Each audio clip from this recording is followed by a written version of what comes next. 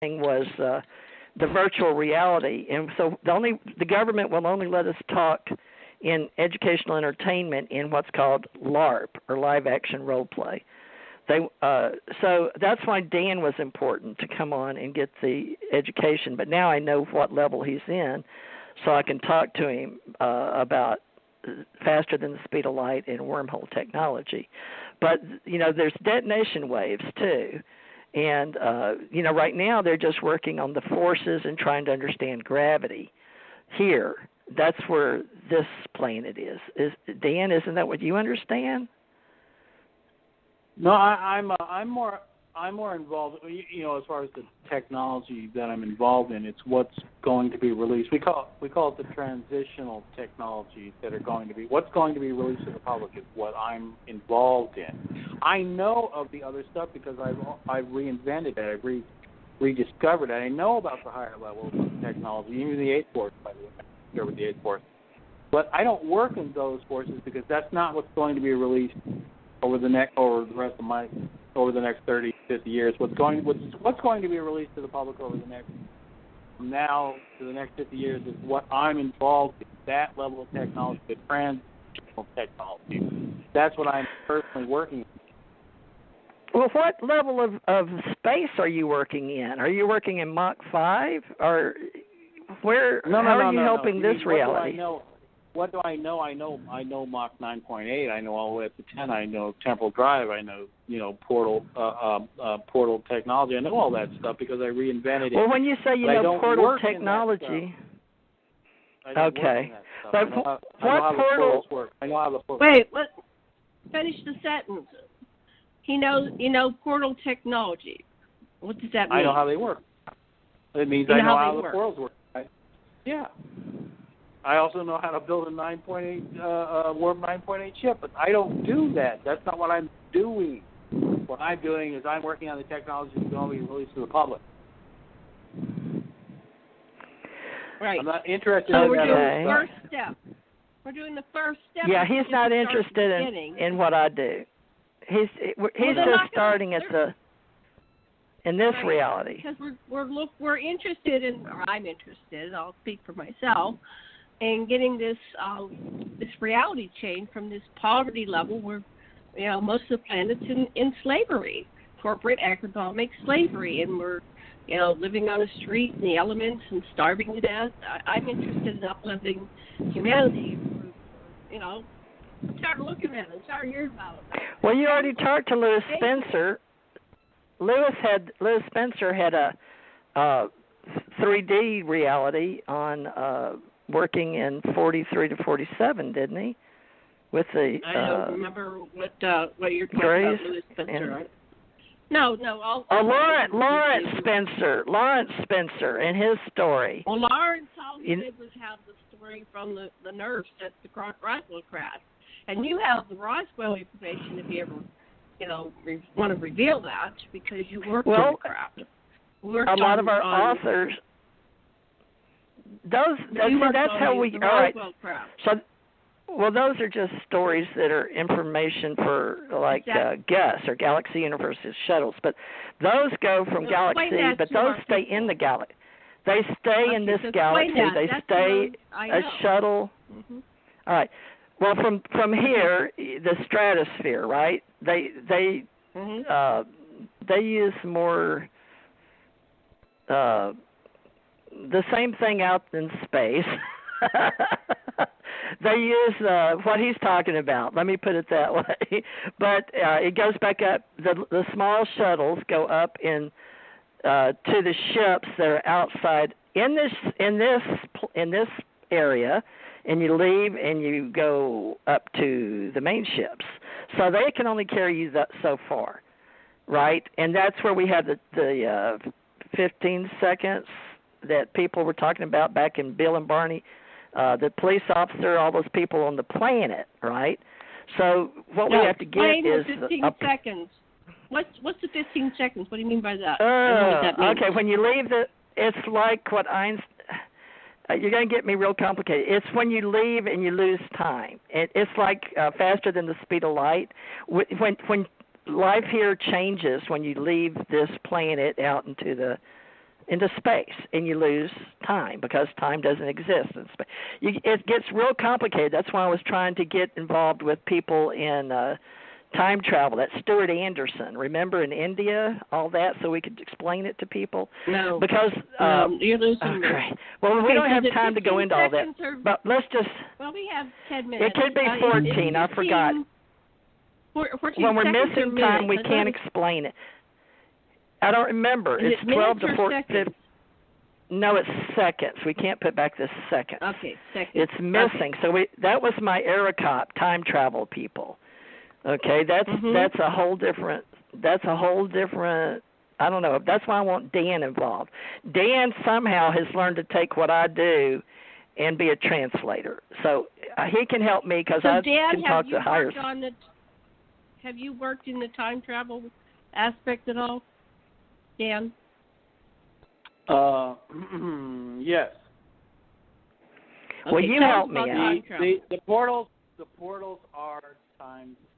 They use time travel technology. The portals. The ancient builder race built the gates. They're portals. The portals take advantage of wormholes that are permanent. The wormholes that Theresa was talking about, the ones that appear here and there, we can actually calculate where they're going to appear and where they're going to appear, and we can take advantage of them. That's a different. That actually takes shipboard technology. That's what all of our ships there you have. go. Yeah. Okay.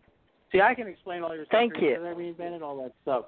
But the technology that I actually personally sit down and work on is what's going to be allowed to be released by the United States government, the United States military, what they're allowing to be released to the public. That's what I work on. It's called the transition technology.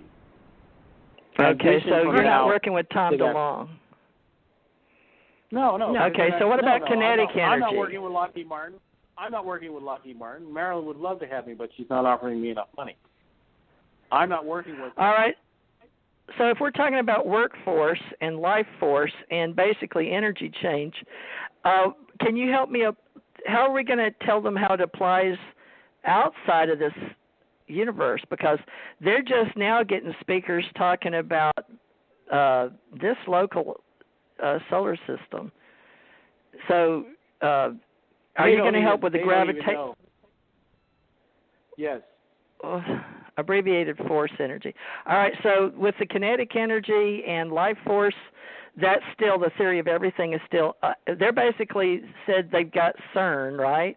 And all they're doing is making smaller, I don't know what you'd say, experiments, because right now they're looking at photons. They haven't got past photons yet, right? That's the seventh force? Correct. You know what I'm talking about? CERN is not aware of the sixth or seventh forces. CERN is not aware of the sixth and seventh forces or wormholes. When will they? I don't know. Are you going to help?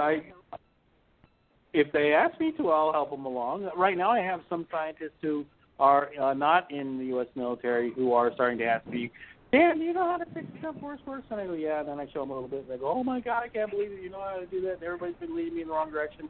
But I have to ask permission from the U.S. military to work with certain people. And they do have some scientists. They want me to work with some brilliant kids, some very young guys that are absolutely brilliant.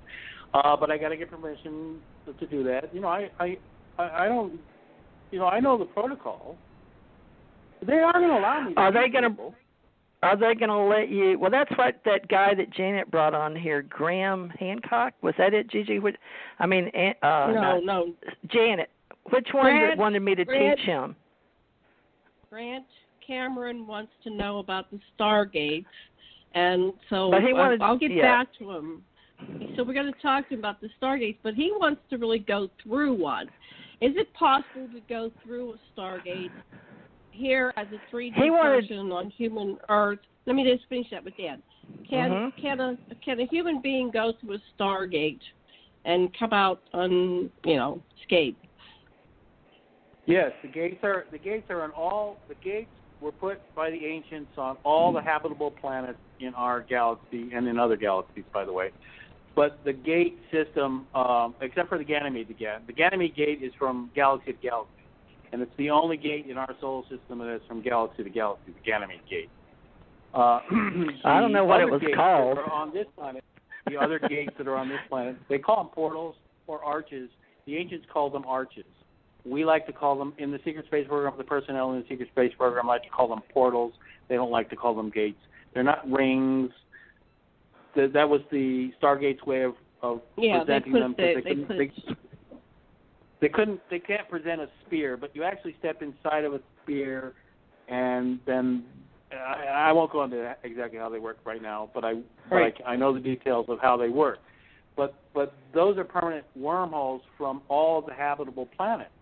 And so, yes, when you step why are they through calling it Ganymede? No, that was just the name of that. Go ahead. Yeah, no, I have a question before we run out of time. Mm-hmm. Go ahead. Yeah, go ahead. Well, my question is, when I was a kid, I would see something open up in my backyard, and this being would step through. It wasn't like the gates or anything like that. It was just, it was almost like it was kind of like the effect they have in Stargate. We're kind of watery, but the whole the yard would change, and the air would change, the energy would change, and I could feel like shift. And then this reptilian being stepped through it, and then I was ending up interacting with this reptilian being, which I recovered years later what it was. But at the time, my memory blocked it because it was too frightening. Because I'm a human being, and I'm dealing with this reality, and all of a sudden I'm being in another reality, facing this reptilian being. It steps right through my neighbor's backyard, and then I'm dealing with it. What is that? That's ship to surface transporter. That's a transporter beam, ship to surface. That's transporter beam. Yeah, okay. that makes more sense. But what were they opening up in New Jersey? And some of those corporations up there got involved back during. It was after Tesla. What was Montauk technology? It's like a cloud. It's like a misty white cloud. We don't know what to call all of these things. It's the ones that Tommy worked on, and up in New Jersey, and they flooded the whole town when the UFOs were seen. And we Tesla. Don't know that do you know about story, that, Dan? No. Well, anyway, okay. I'd have to read through it. I'd have to read through it to explain it to you. All right. It's not the opening. That's local stuff. Is that written all right, so TJ article? Is that written Yeah, down? it's all over the place. Would you send us it's a all link over for the that? place. We'll review for a future show. If you could send us a link for that, we'll look at it for the future show. But one more question. We have like 3 minutes left. So Montauk, what technology was that? Are you aware of the Montauk project? That's what I was talking about. That was what I was talking That's about. a different thing. Now, they had New a Jersey. chair. Are you aware of the Montauk? Oh, you're talking about.